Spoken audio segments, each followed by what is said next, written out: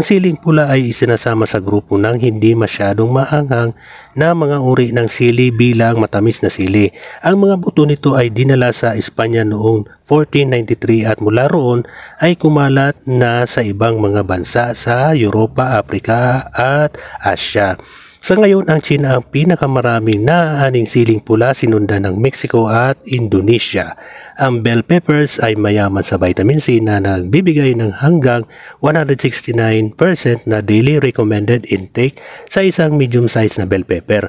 Mahalaga ang vitamin C para sa immune function, paghilom ng sugat at produksyon ng collagen na nagtataguyod na malusog na balat at bawas ng mga palatandaan ng pagtanda. Ayan. So ayan guys, tapos ng ating pag-i-sketch. Ako po ay nagpapasalamat sa inyo sa walang sawang panonood sa aking mga simpleng sketches. Ayan. Tapos na po. Maraming salamat. Hanggang sa muli. Bye-bye!